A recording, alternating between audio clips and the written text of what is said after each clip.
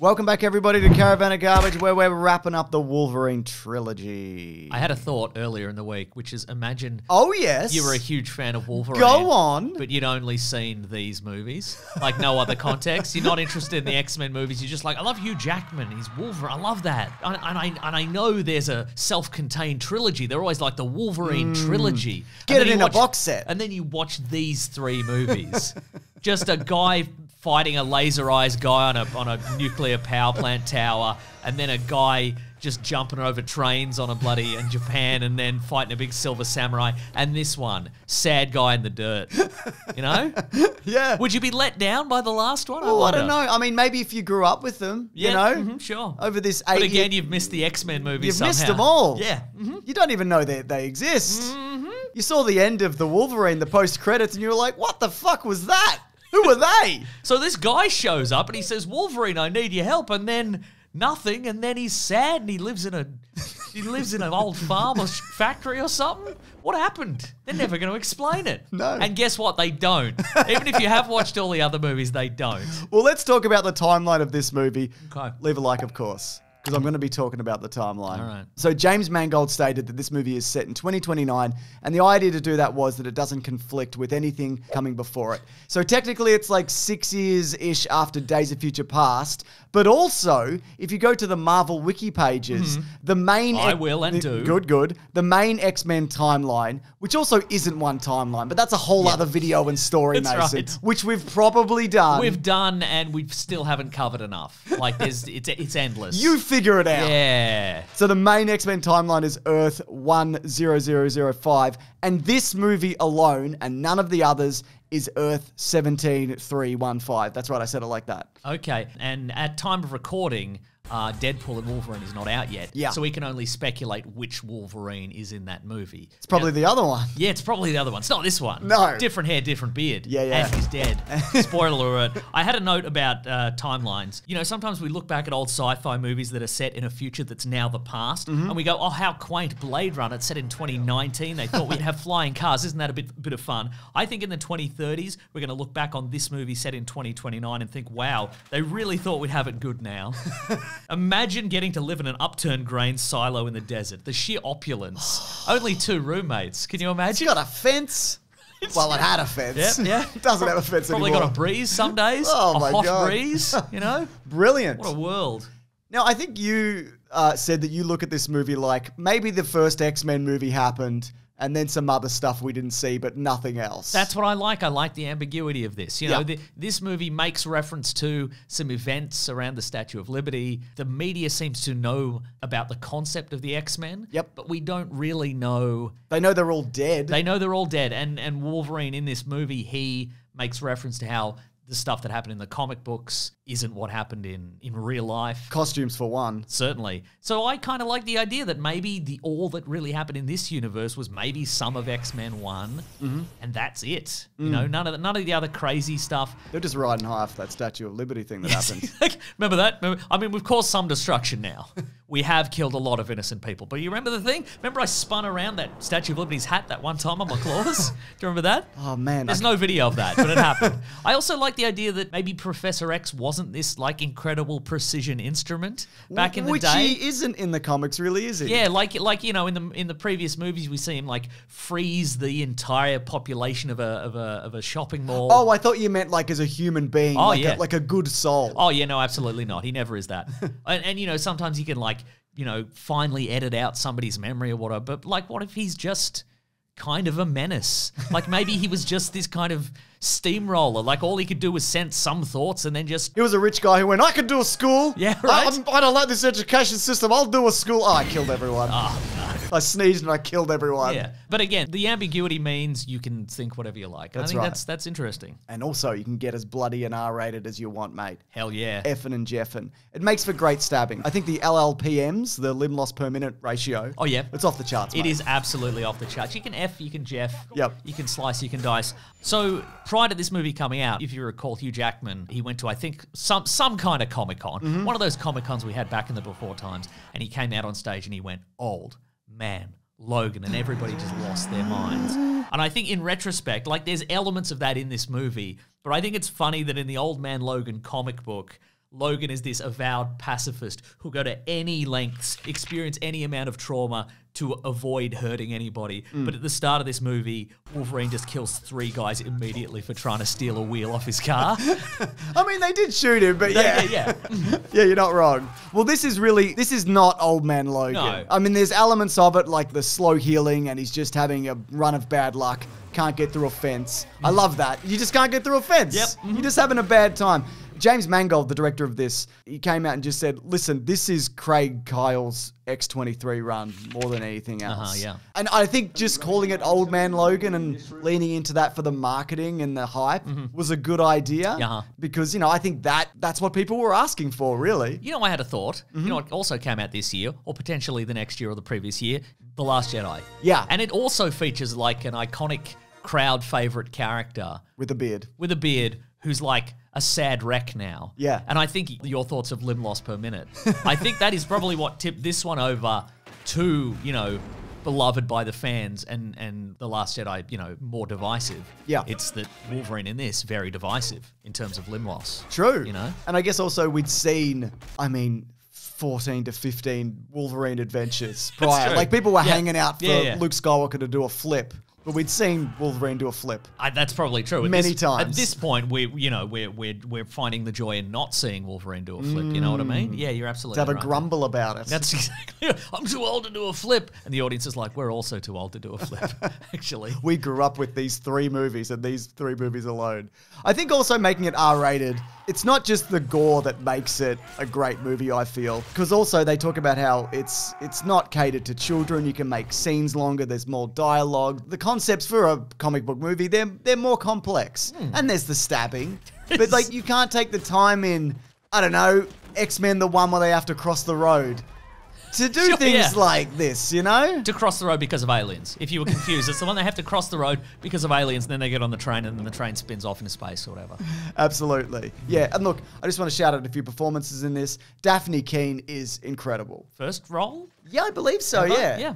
I mean, being a clone or sort of daughter of him and, the claws in the feet and all of that, just all good stuff. She did a lot of the action, not exclusively, but a lot of that action is her, which I think is fantastic. Boyd Holbrook, great air of menace to him. Oh, Terrific, yeah. Great hand. Great hand. I like how he repairs it and it flips backwards a little bit. Sure. I like that. I'm a big fan. Yeah. He's becoming somewhat of a James Mangold favorite because, of course, he appeared in Indiana Jones and the something time travel hole He's in the also sky. got that air of menace in that movie. He does, yeah, yeah. absolutely. I think he's great. I mean, Wolverine should have killed him and stuck him in a hole like 2 minutes after straight meeting him. up. Would have solved a lot of problems in this movie. But, then you get less Holbrook, don't you? That's true, yeah. You don't get the Holbrook. Yeah. You only get the Sunbrook. I think Patrick Stewart is incredible. He completes his run in the X-Men trilogy as well, as a guy who pops up in cameos at the end, and he finally gets his time to shine. That's right. In a Wolverine solo movie. Yeah, and I think, we have stripped this of, floating wheelchairs and flashy superpowers and everything's chrome and glass. It gives a chance for all the performances to shine through. Exactly, which is nice. And I think Stephen Merchant as Caliban is Great. just terrific. He's come such a long way because obviously starting in The Office, he directed and co-wrote those episodes with Ricky Gervais. And he didn't even want to be in that show. He's like, I'm not an actor. I don't want to do this. And just seeing him in this, like, he's really developed as a performer. There is some nice callbacks to other X-Men movies. X-Men Origins, for example, there's just some farmers getting killed just because they happen to be there. That's true. What a sweet callback. I loved that Easter egg. Another sweet callback is the adamantium bullet that Yes. Wolverine is maybe going to attempt to kill himself with if life doesn't work out as as he wants it to. Which is, I don't know what he's looking for exactly. No, because again, if you're just the guy who's watched these 3 Wolverine movies, you'd be like, that's not going to kill him. It's only going to erase his memories. Also, he's back to being James in this. Yeah. So Officially, he's James Howlett again. So at some point, he got his memories. he got his memories back because at the end of X-Men Origins, He probably Wolverine. spooned that bullet out of his brain. Oh, you think this isn't a new bullet? This is one of the. Yeah, I think it's one of the he old took bullets. it out. Yeah, okay, right. It's So an he's still got one in indestructible there. bullet, so it would have been completely attacked. That's so true, isn't it? totally okay. How do you feel about Double Jackman in this? Because we get X-24. That's true, we do. So the villain in this, well, one of the villains. There's a lot of villains. Oh, absolutely. You look around. Yeah. There's a lot of villains in Washington, this. D.C. Yeah. A lot of villains there. That's right. You see, what's his name? Not Hugh Grant. Richard E. Grant. Richard E. Hugh Grant. Who's great, and Yeah. in the lead up to this movie, we saw he was cast, and a lot of people I think assumed he was Mr. Sinister. Yeah. He is a character from the comic books, but he's not Mr. Sinister, and I think that works a lot better in this movie because it's just like the banality of just an evil guy. Yeah. You know, there's not some guy cackling going like, "Oh, I've produced these mutants I'm going to dominate the world." Blah. It's just a guy who's like, "Yeah, we're going to sell these." Yeah, I love science. Yeah, and money. I love science and capitalism. Yeah, that's right. So do I, actually. But yeah, just him facing off against a younger, more ferocious, basically a version of him with zero personality. Yeah. Is great. And I think like the face replacement in this is just remarkable, incredible. Because of course, Hugh Jackman in this, when he's old man Logan, he's wearing a wig, he's wigged up. That's right. And then his shaved head. Just great stuff. Yeah.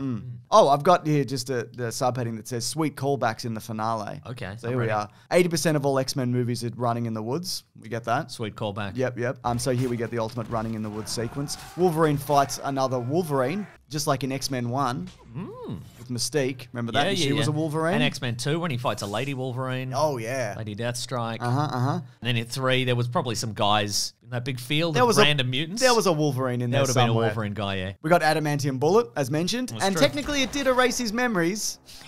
Technically. I guess technically. And we even got a truck flip.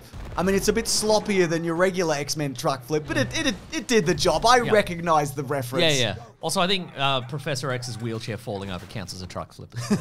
Okay. And I think a spectacular sequence in this is that you just get to see Hugh Jackman's Wolverine, Old Man Logan, and X-23 Daphne Keane just team up and just kill a bunch of dudes together. Oh, hell so yeah. you get the stuff that you're looking for. Maybe you don't want the kind of cerebral kind of look into a person's soul. Sure. You know, and if you don't like that, well, that's fine. They kill a bunch of people at the end. This is the Matrix format. You know, there's a lot of deep introspection, a lot of themes that a lot of people have found very valuable and eye-opening over the years. But if you don't like that, somebody's just doing a big kick. You know, they're still doing that big kick. I think that's beautiful. It certainly is. Yeah. I also like it at the end. Wolverine shoots a guy with a gun. He's like, I'm tired. Yeah, I mean, that was a callback to earlier in the movie where he said, I don't like guns, but I will shoot a guy with a gun. If I'm tired. If I'm tired. If I'm out of juice. Yeah. God, and just, it is a beautiful ending. I really feel that for this character. Like, it doesn't attempt to go bigger and grander. And again, they're standing on top of an even bigger Statue of Liberty. You know, we're probably going to get that in Deadpool and Wolverine or whatever. But don't you think maybe the ending, the very poignant ending, you know, where he's buried and they put a cross on his grave, and then X-23 Laura she tips it over, it turns it into an X. There should have been a little bit of fan service. They should have blared the X-Men cartoon theme really loudly over the top of it. So do you want like a sad version of that, or just a dun dun dun dun? Do you want that? Yeah, I want that one. Yeah. I want that one. Okay, terrific. But yeah, just that moment of peace, you know? He finally gets a moment just to be like, God, oh, jeez. Oh, but, you know, all right. This is pretty good. Yeah, I mean, it's not as good as being on a boat, which is where I wanted to be. I mean, you know, he should have just stolen a boat. Yeah, he should. I mean, he stole a bunch of stuff. He killed a bunch of men. Yeah. You know? They robbed that convenience store. Yeah. Very inconvenient for the guy who worked there. Slippery slope to stealing a boat. You know? That's what I've always said. It's true. Yeah. Yeah. That's what they say on, like, beware of marijuana posters. It's a slippery slope to stealing a boat. Another thing that might have made this movie a little quicker is if that woman had just said, hey, listen, Wolverine, I could just run at you and start screaming your name, or I could just say I've got a clone of you in my car. You want to take a quick look? You want to take a squiz? Yeah, just for a second, see how you feel. Pop your head in. Give it a sniff. You do that, I think. Yeah. Oh my God, Mason. It's the return of Thoughts and Prizes. Wow. Yeah. The best thing about Thoughts and Prizes is, and people might be thinking I'm getting mad at Thoughts and Prizes, but I'm not. No. Because the thing about Thoughts and Prizes is, as a running gag, the payoff is going to have to be incredible. Because you've set this up for weeks, nay, months, like there's going to be a big joke payoff at the end. So people... Joke? No. Okay, interesting. There's going to be prizes. That's the payoff. There's going to be guaranteed? Yeah. Interesting. Not this week, though. I forgot to order the prizes. So we're going to have to delay Thoughts and Prizes for this week. Well, that's a but shame. leave a comment below. Okay. Doesn't have to be about Thoughts and Prizes. because that's not what Thoughts and Prizes is about. Leave a comment below if you've thought of a punchline for this, because James has not thought of a punchline for this. I can see it in his eyes. He is scrambling for an ending to this, and he doesn't have one yet. So just put it in there and he can steal your idea. All right, let's do our other section. It's called Logrivia. I love that. This is our trivia section of the show where I go, whoa, here's some things worth mentioning. Love that. Professor X's psionic blast was done by shooting shaky footage and then restabilizing the frame in post, resulting in the motion blur, etc., and the smear and all of that. And it all looks very organic and unusual. Oh. I liked that thing. I liked it. good. I liked how everybody was frozen and he was just killing them. It's fun. And they knew they were going to get killed. Yeah. And he's like, I do this, but I draw the line at stealing a boat. Kill you. I need $10,000 or whatever I'm doing. Hey man, I know you said you wanted 70 grand for that boat, but how about I give you $1 and I don't kill you with my adamantium claws? Of course, being the final Wolverine movie, apparently, the thought was, do we pack this full of cameos? You know? Okay, sure, yep. So they obviously went through a few, but at one point, Sabretooth, as played by Liev Schreiber, was going to play a small role where he'd help Wolverine, X-23, and Professor X when they arrive in Oklahoma. Plus, there was going to be Where do my allegiances lie? Who knows? Yeah, Who man. knows what happened between movies? Mama. Am I even still alive? Where have I been? It doesn't matter. I'm helping you now. Or I'm going to kill you. I'm going to help you. I'm here, though. Hello, everyone. Hello. Plus, there was going to be an underground railroad for mutants that was going to have a bunch of cameos in it. And I think they probably whittled that down to some kids with some vague X-Men powers that you can sort of recognize. There's an Iceman and a grass twisting lady. Yep. I don't know who's in there. I don't know who's in there, Mason. Sure. And this I like. Mark Millar, the creator of Old Man Logan, when this was announced, he thought this could work without the MCU characters. Basically, the idea was you do the road with Wolverine, but the specifics aren't important because, of course, in the comic book, he does a road trip with a blind Hawkeye, and he was like, oh, you could just do Cyclops, and his visor's broken, so he's blind and with him. Or, instead of doing the Hulk in that, you do the Blob. Sure. So he's like, it's possible. It's not about the characters necessarily. It's just about, it's about getting the setting right and, and just slotting in whoever you need. Anyway, they didn't do any of that. Don't worry about it. Don't worry about it. Now, in terms of box office, on a budget of $97 to $127 million. Who knows? Hollywood. Somewhere in that ballpark, apparently. Okay, somebody lost some money. Mm-hmm. Somebody put some bloody money in the back of a truck and drove off with it. Maybe. Into a boat, maybe. Yeah, maybe. The return on this was $618.2 million. Oh, that's pretty good. Oh, yeah. We won't even worry about that bag of money that disappeared. Nah. It opened in over 4,000 theaters across the US and became the widest opening R-rated release in cinema history at the time. Ooh. Big time movie when it happened. And of course, everybody was asking Hugh Jackman in and around the time, and even since, would you do a sequel? Would you do a follow-up, etc., and so forth? Logan in Hawaii, etc. He's got the boat. He died, but they're going to weekend at Bernie's him. Logan goes bananas. Logan goes bananas, absolutely. Yeah. Hugh Jackman admitted to having two lingering regrets about retiring from the role of Wolverine. One that he never appeared in an Avengers movie, and one that he never appeared in a Deadpool movie, which he sort of has, but it's like, it's using archival footage and a piece of paper stapled to Deadpool at one point. Yeah. Yeah, but of course that is all reversed and That's happening. right. Now, how do you feel about that? Because some people are like, well, this is a bloody stain on his legacy. He's going to do the Logan movie, and then he's going to do this silly one with farts and poops and butts and so forth. Look, having not seen it at time of recording, do a fun one. Yeah. Just get a fun one. I mean, they're mates and they... Yeah. This happens all the time in comic books because we've had the Old Man Logan storyline, which is about the end of the life of Wolverine. But he's still regular Wolverine in the comic books. Yeah. So, Exactly. Also, that Deadpool Wolverine movie just looks a lot like Old Man Logan also. Anyway, speaking of, do you know we have a service called BigSandwich.co, Mason? Yes. Where in addition to early videos, including Caravan of Garbage, we do a bunch of stuff. We have a comic book club. Recently, we covered Old Man Logan. That's right. We also do video game Let's Plays. Recently, we covered the X-Men arcade game. God, these are all optimizing those search engine results, aren't they? Then you're going to love this. We also do movie commentaries, and recently we did an X-Men 1 movie commentary. That's right. We took it right back to the year 2000. That's right. But yeah, in addition to that, of course, Caravan of Garbage there, as mentioned, goes up there early, including next week's. And here's a hint. This is Ripley, last survivor of the Nostromo. Signing off. Alien? Yeah, it's Alien. Nice. Yeah, in case you don't know, it's Alien. That's the hint. It's the movie Alien, and then we're going to look at the Alien movies, the 4 of them. Interesting. Yeah, that's the plan. But don't tell anyone. If you figure it out, just keep it to yourself, what we're doing. That's right. Also, we have a podcast called The Weekly Planet where we talk movies and comics and TV shows. That comes out every Monday. Big episode coming up for Deadpool and Wolverine, obviously. That's right. Swing on by. It's on its own YouTube channel. It's on Spotify. It's on Apple. It's wherever you get your podcasts from. Thanks, Lawrence, for the edit, I guess. Thank you, Lawrence. Yeah, Lawrence. Good for you. Yeah, Lawrence, good for stuff. you. Yeah, it was good. You did a good job. I agree. Sometimes people say that I sound sarcastic. No, but we're I'm being earnest. I'm being earnest. Good job, Lawrence. Good job, Lawrence. All right. Bye, everyone. Grab that gem, you thanks for guys. watching. I'm being earnest too. Yeah. All right, bye. Bye.